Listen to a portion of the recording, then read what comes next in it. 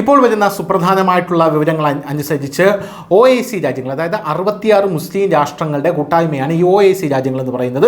ഇന്ത്യയും പാകിസ്ഥാനുമായി ഏറ്റുമുട്ടൽ ഉണ്ടായപ്പോൾ സകല രാജ്യങ്ങളും പാകിസ്ഥാനെ കൈയൊഴിഞ്ഞപ്പോൾ പാകിസ്ഥാൻ ഓടിച്ചെന്നത് OIC രാജ്യങ്ങളുടെ അടുത്തേക്കാണ്.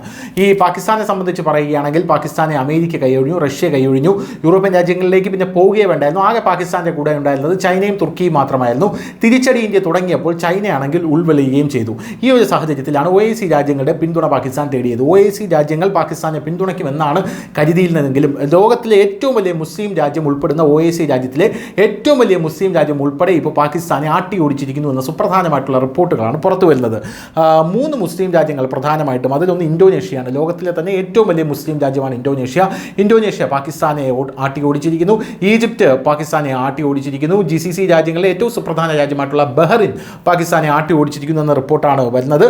ആൻറ്റി ഇന്ത്യ പ്രപ്പോസൽ ഇവിടെ നടക്കില്ല എന്നാണ് പറഞ്ഞിരിക്കുന്നത്. അതായത് OIC മുസ്ലിം രാഷ്ട്രങ്ങളുടെ ഈ കൂട്ടായ്മയ്ക്കകത്ത് ഇന്ത്യ വിരുദ്ധത പറച്ചിൽ, ഇന്ത്യ വിരുദ്ധത പടർത്തുക അതിവിടെ നടത്താനായി സമ്മതിക്കില്ല എന്ന് വളരെ കൃത്യവും വ്യക്തവുമായി OIC രാജ്യങ്ങൾ ഇപ്പോൾ പാകിസ്ഥാനോട് പറഞ്ഞിരിക്കുകയാണ്.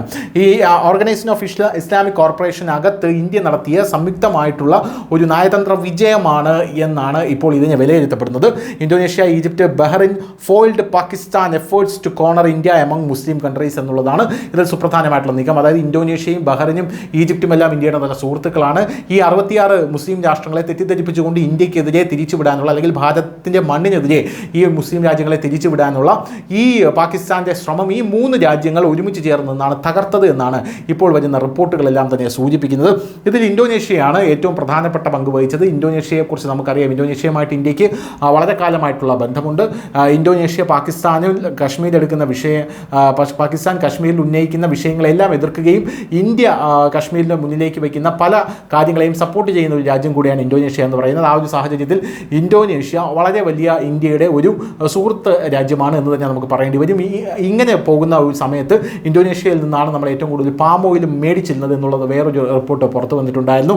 മലേഷ്യയുമായിട്ട് ഇന്ത്യ വലിയ രീതിയിൽ ഉടക്കിയപ്പോൾ മലേഷ്യയെ തഴഞ്ഞിട്ട് ഇന്തോനേഷ്യയുടെ കയ്യിൽ നിന്ന് ഇന്ത്യ പാം ഓയിൽ മേടിച്ചിരുന്നത്. അങ്ങനെ ഇന്തോനേഷ്യയുമായി വ്യാപാരപരമായിട്ടും സൗഹൃദപരമായിട്ടും വളരെ നല്ല ടേംസിൽ തന്നെയാണ് ഇന്ത്യ പോകുന്നത്. അതിൻ്റെ ഗുണമാണ് ഇപ്പോൾ ഇന്ത്യക്ക് ലഭിച്ചിരിക്കുന്നത്. News desk news India Malayalam.